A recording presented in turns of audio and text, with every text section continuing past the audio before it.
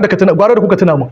Akwai wani bidiyo da na taɓa yi akan wani bawan Allah da ake kira Iliyasu Madaki da wani mutumi da ake kira Mai Dalili. Waɗannan mutanen guda biyu dukkaninsu 'yan Niger ne. Shi Mai Dalili kamar yadda na sha faɗa shi ne karan farautar Faransa, amma aikin da yake yi shi yana yin ƙoƙari ne gamsar da mutane ta midiya cewa sojojin da suka yi juyin mulki ba mutanen kirki ba ne. Shi wannan already na riga na gama yin bidiyo a kansa kuma na ji hankalinsa akan ya tuba daga abin da yake yi domin ya sani cewa cin amanar ƙasarsa yake yi, kuma yana goyon bayan mutanen da ba su ƙaunarsa, ba su ƙaunar addininsa, kuma ba su ƙaunar ci gaban ƙasarsa.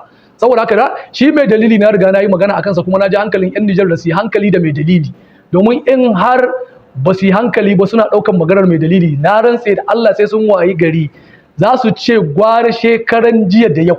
Wannan kenan. Ba akan Mai Dalilin nake so ne magana ba, ina so ne magana yanzu akan Madaki, wanda shine mai magana da yawun kungiyar nan ta ta'addanci wacce take bayan kwace mulki daga hannun Bazum da sojoji suka kafa wata kungiya wanda suke kawo hari cikin Nijar. Dama na faɗa na ce wallahi su Madaki ba su suke kawo hari cikin Nijar ba kuma su ne suke maganar da suke faɗa cewa za mu kai hari guri kaza. Na ce akwai masu kai harin, su aikin su shine a ɗauki hayar su zo su yi maganar cewa za su kawo hari, bayan sun gama faɗa kuma su koma gefe. Masu kawo harin sai su kawo harin. Waccan maganar da na faɗa sama da shekara guda ko sama da wata 8, duk wanda ya saurari bidiyo din ya ji. Yanzu ga maganganun da na faɗa Allah subhanahu wata'ala ya sanya an zo daidai gabar. Yanzu gaskiyar da na faɗa ta bayyana. Yanzu Madaki ya zo ya miƙa wuya, ya ajiye makamansa, ya tuba. Ya tuba daga ta'addancin da suke yi, wanda suke kai wa Nijar hari, suke fasa bututayen bai. Na farko kenan. Sannan abu na biyu, maganganun da Madaki yake yi dama sun yi daidai da abin da dama na taɓa faɗa, na cewa duka abin da yake faɗa ƙarya yake yi, sashi ake yi, kuma ba shi ne zai kawo harin ba su za su kawo ba, sa su ake yi, akwai masu aikin a gefe. Sannan a gefe ɗaya zan ja hankali akan ita kanta gwamnatin Nijar ɗin.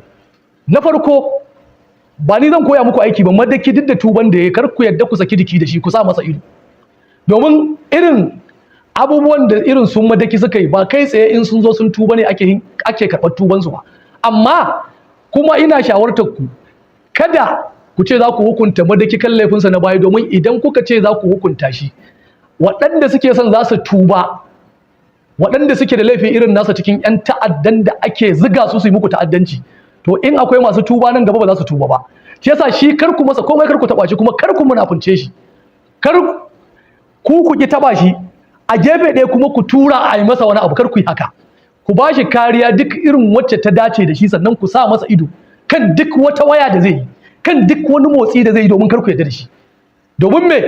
Domin ana iya yin amfani da shi a haka ɗin ma, bayan ya tuba ɗin, ashe tuban ba na gaske ba ne, wani calculation ne aka canza.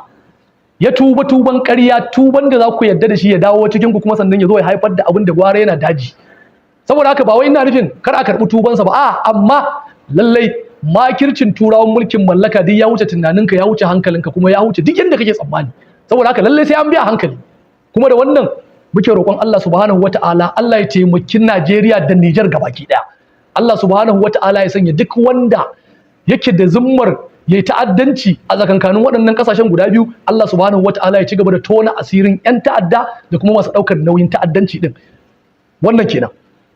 Sai hadisin mu na gaba, mala yake cewa an Anas bin Malik radiyallahu anhu, an karbo daga Anas dan Malik, Allah ya kare da gare shi. Anas dan Malik kamar yadda muka sani yana cikin sahabban Annabi sallallahu alaihi wasallama, waɗanda shi yasa ma malaman hadisi kai tsaye wani lokacin ba sa kama sunan Anas, sai dai kaji sun ce an khadimi Rasulullahi sallallahu alaihi wasallama a wasu guraren. In kaji an ce khadimi Rasulullah a wasu guraren, to ana nufin Anas dan Malik kenan, domin duka cikin sahabban Annabi sallallahu alaihi wasallam waɗanda kai tsaye suka yi suna wajen yi wa Annabi hidima, lallai babu wanda ya suna kamar Anas dan Malik.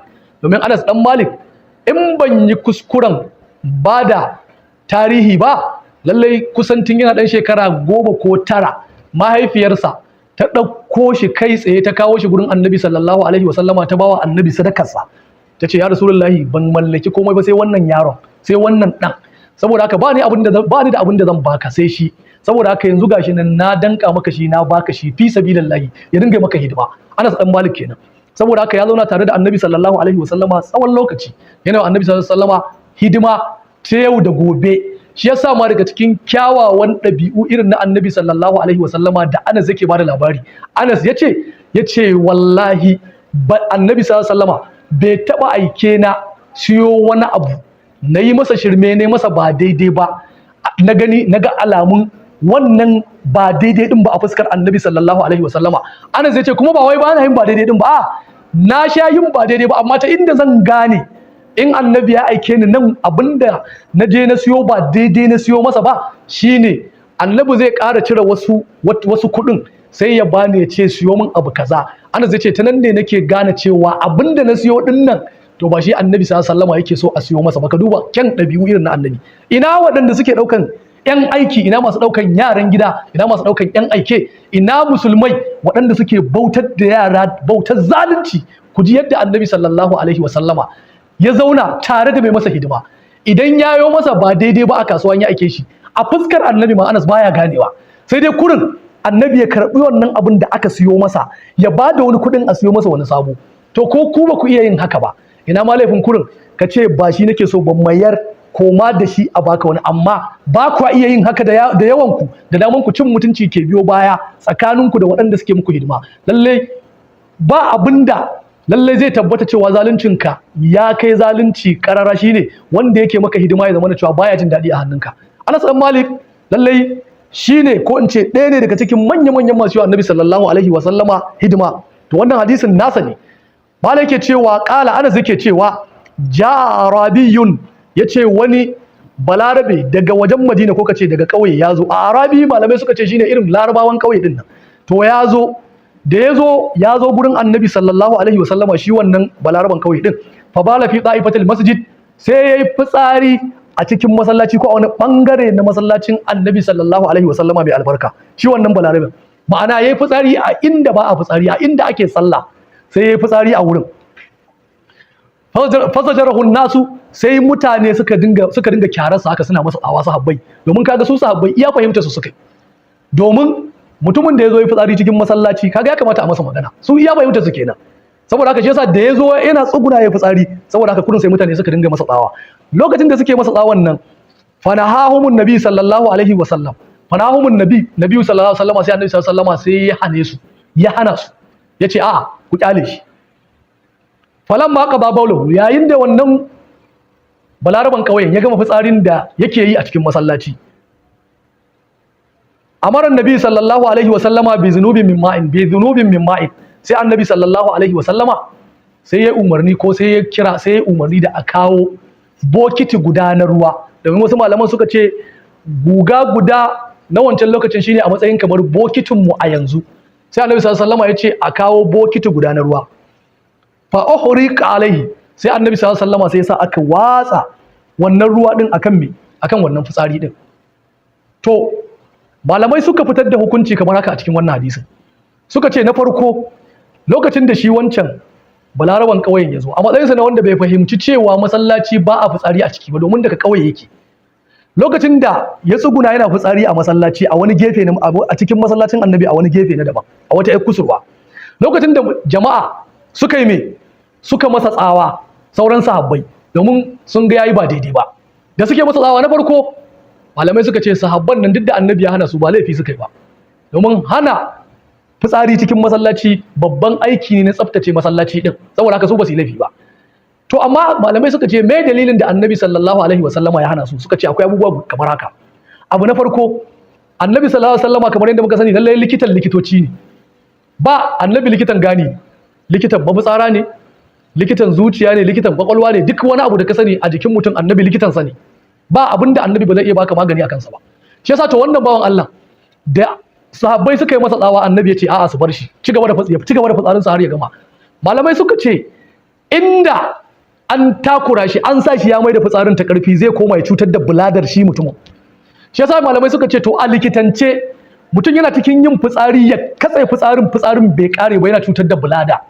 shi yasa annabi sallallahu alaihi wasallama sai ya hani sahabbai da su hana da kada su hana wannan balaraban kawai ci gaba da fitsarinsa domin kar ya cutar da buladarsa na farko kenan domin kaga lafiya kiyaye lafiyar shi wannan balaraban kawai za a fara bayan wannan kuma kyan hali da iya da'awa irin na annabi sallallahu alaihi wasallama domin Allah subhanahu wataala mai ce ud'u ila sabili rabbika bil hikma wal mau'izatil hasana shi yasa kaga annabi sallallahu alaihi wasallama kuma dukkanin ayoyi duk ayar da ta sauka a kansa shi yake fara aiki da ita to saboda tsabar kwarewa a da'awa irin tasa sai annabi sallallahu alaihi wasallama ya kula da cewa wannan mutumin a musulunci bai kai kwarewar da ya san cewa fitsari a masallaci haramun ne ba saboda haka bai kamata a kyare shi abu na biyu kenan sai annabi ya ce a kyale shi yasa ma lokacin da ya gama fitsarin sai ya koma gefe ya daga hannu lokacin da zai addu'a sai yake cewa Allah ka gafarta mana da ni da Muhammadu inji shi wancan balaraban kawai sai ya ce ya Allah amma banda waɗannan sauran tunda sun so su dake ni saboda me sun so su dake shi lokacin da lokacin da yake tsugune yake fitsari ya ce Allah ga to a lokacin Annabi sallallahu alaihi wasallama a matsayinsa na wanda yake kwararre wajen da'awa kwararre wajen iya zama da mutane me yayi saboda haka sai ya ce masa a'a ba haka ake yin addu'a ba rahamar Allah tana da faɗi su ma sa so a ciki su ma su shiga kaga annabi sai ya shigar da su ma sahabban da shi wancan mai fitsarin ya ce saboda haka Allah kar ka gafarta waɗannan ka gafarta mana da ni da Muhammadu sallallahu alaihi wasallam amma banda wa'annan kaga saboda haka sai annabi ya ce a'a su ma shigar da su kaga a can annabi sallallahu alaihi wasallam ya taimake shi wajen kada sahabbai su yi masa wani abin da yake na ba daidai ba shi ma anan da ya zo yau sahabbai ba daidai ba shi ma annabi sallallahu alaihi wasallam ya taimake sahabbai din dan sanya su cikin addu'ar da shi wannan balaraban kawai zai sallallahu alaihi wasallama to saboda haka waɗannan kenan shi yasa malamai sai suka ce hana sahabbai da suka yi masa tsawa su ba su yi laifi ba annabi sallallahu alaihi wasallama kuma likitancin sa ya nuna shi yasa ya bar wannan kuma da iya da'awa an gane ko shi yasa ya bar shi ya ci gaba ya fitsarin sa falan ma kaza baulahu yayin da ya gama fitsarin amara annabi sallallahu alaihi wasallam sai annabi sallallahu alaihi wasallama sai ya umarni sai ya ce to yanzu ga asalin abin da ya shafi karatu mu kenan ha za mu halli shayi domin dama nan gurin shine dama in ba ku manta ba muna babi ne akan abin da ke magana kan tsarkake mazi da wani mazi din kaga ai mazi gaba yake da fitsari an gane ko saboda haka to shi yasa ga mazi ga kuma bayan mun yi maganar mazi a farko to kuma yanzu ga maganar fitsari ya shi fitsari za a tsarkake shi ko ya za a tsarkake gurin da aka yi fitsari a wurin wanda babban mutum ya zo ya tsuguna ya fitsari gashi annabi sallallahu alaihi wasallama sai yasa aka kawo mai zulubin min ma'in sai annabi yasa aka kawo bokiti guda babban bokiti kenan ba bokitin fenti ba kar wani ya zo ya samu bokitin fenti dan karami ya ce shi yake nufi a babban bokit dan da akwai bokit ma kusa da yanzu na sa an miko mun na nuna irin shi ko na nuna a misali irin wanda malaman mu suka nuna mana suka ce irin su ake nufi to saboda haka aka kawo wannan bayan an kawo fa uhrika alaihi sai annabi sallallahu alaihi wasallama rika alaihi sai annabi sallallahu alaihi wasallam yasa aka watsa aka kele ruwan nan akan me akan wannan fitsari din yanzu in kun fahimce ni kuma na fahimce ku wannan zuba ruwan da aka yi akan shin an kwashe kasar gurin ba a kwashe ba wannan ruwa bokiti guda da aka zuba ya tsarkake fitsari na mutum guda shi yasa sai malamai suka ce malaman fikihu sai suka ce idan mutum guda ya tsuguna ya fitsari a guri kuma gurin ana ibada suka ce idan aka ɗebo ruwa bokiti guda aka kelaya a gurin ya tsarkake wannan gurin ba lallai sai an ɗebo ƙasa an ciki ba sai an zuba ƙasa ba sannan malamai suka ƙara fitar da wani hukunci daban a ƙarƙashin wannan suka ce idan ruwa ya zama ruwa aka zo aka cika bokitin ruwa bokiti guda ya cika tab da ya cika sai wani bai sani ba ya tsallaro fitsari babban mutum ne sai ya tsallaro fitsari cikin wannan ruwan gashi ruwan cikin bokiti ne suka ce to na farko a karan fari wannan fitsarin da wannan babban mutum din yayi a cikin wannan fitsarin bai lalata ruwan ba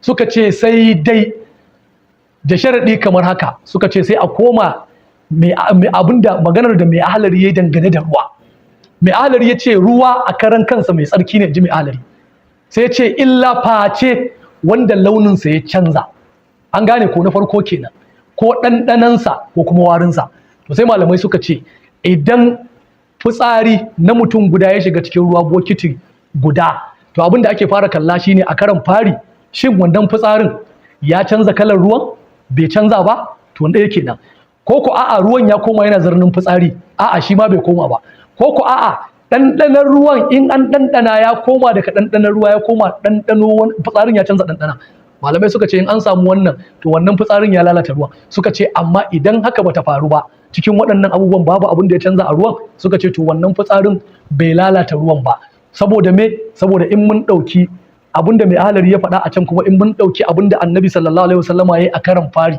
na zuba ruwa bokiti guda akan wancan fitsarin, wanda kuma yana zubawa gurin ya tsarkaka a ci gaba da yin ibada a wurin. To wannan kenan a takaice.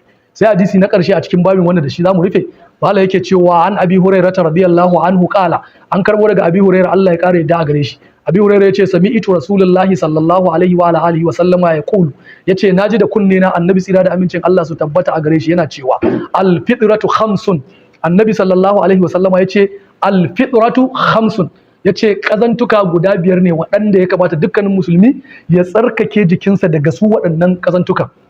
A farko waɗannan kazantukan kafin mu lissafa su, waɗansu malaman suka ce su ne suna cikin waɗanda Allah subhanahu wa ta'ala ya faɗa a cikin suratul baqara ya ce wa idhibtala ibrahima bi kalimatin, ko wa idhibtala ibrahima rabbuhu bi kalimatin fa atammahun.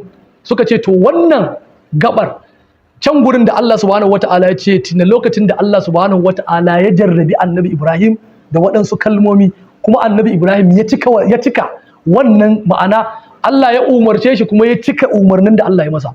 Waɗansu malaman suka ce to waɗancan bayan can da Allah ya ce wa annabi Ibrahim inni ja'iluka lin-nasi imama, kaga nan gurin da Allah ya ce wa annabi Ibrahim lallai na sanya ka zama jagora na al'umma. Suka ce to wancan ma yana cikin jarrabawa din.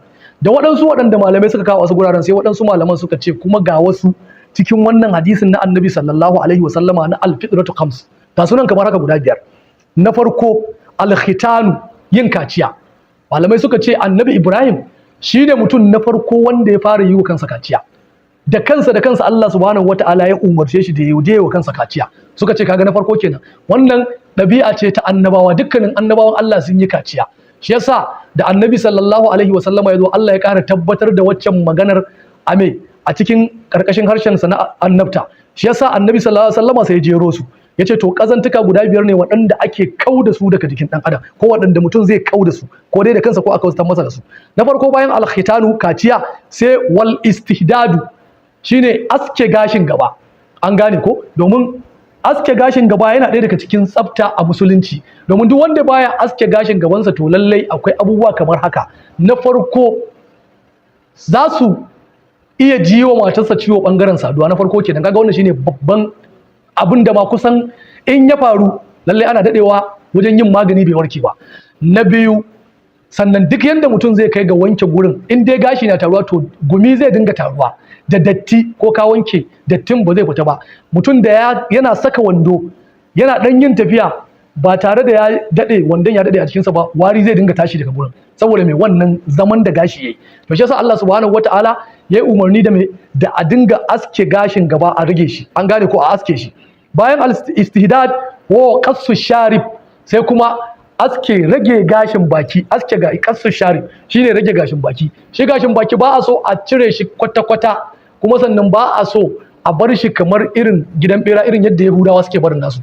Domin barin gashin baki din nan cunkus, wannan alama ce ta Yahudanci. An gane ko? Shi yasa to shi gashin baki a musulunci abinda ake yi, ana rage masa yawa ta yadda idan mutum ya ɗauki abin sha zai sha, gashin bakin ba zai dinga taba abin da zaka sha ba, domin gashi datti ne. In ya zama da cewa in zaka sha abu kuma gashi zai shiga ciki, to kaga ko shakka babu akwai datti cikin abin da zaka sha. Shi yasa annabi sallallahu alaihi wasallama sai yake gaya mana ko Allah subhanahu wataala ya umarci annabawansa da su aske, su dinga rage gashin baki. Bayan wannan sai taqlimul azafir, taqlimul azfar. In aka ce taqlimul azfar shine kamar rage yanke farce, domin barin farce shi ma yana ɗaya daga cikin ƙazantuka. Shi yasa a nan gurin kaga shi ma yazo a taqlimul azfar, saboda haka sai yanke farce shi ma yazo cikin abubuwa waɗanda suke yana da kyau a dinga kautar da ƙazantuttuka ne, waɗanda yana da kyau a dinga kautar da su. Ma'ana kaga su ma farce, a lokacin da mutum ya bar farce yayi zako, na farko shi ma yana ɗaya daga cikin ɗabi'u ne na Yahudawa, halaye ne irin na Yahudawa, barin farce ya tsayi. Wasu zaka ga yanzu mutanen mu ana yin wani yayi, sai a yanke farce gaba ɗaya na hannu amma sai a bar guda ɗaya. Wai wani sai ya ce maka ya bar shi ne saboda wai buɗe waya ko buɗe wani abu. Shine to yanzu kaga sai Allah ya tona wa masu irin wannan da'awar asiri. Yanzu sai wayoyin da za su zo da suna zuwa ne da wani fil wanda ake zirawa sai a buɗe. Kaga yanzu ba ka da wani hujja da zaka ce ka bar farce don ka buɗe waya ka saka kati. ka saka sim card, ko kuma mutum ya ce maka wai ya bar farcen saboda kwakulle wani abu, to wannan duka haramun ne.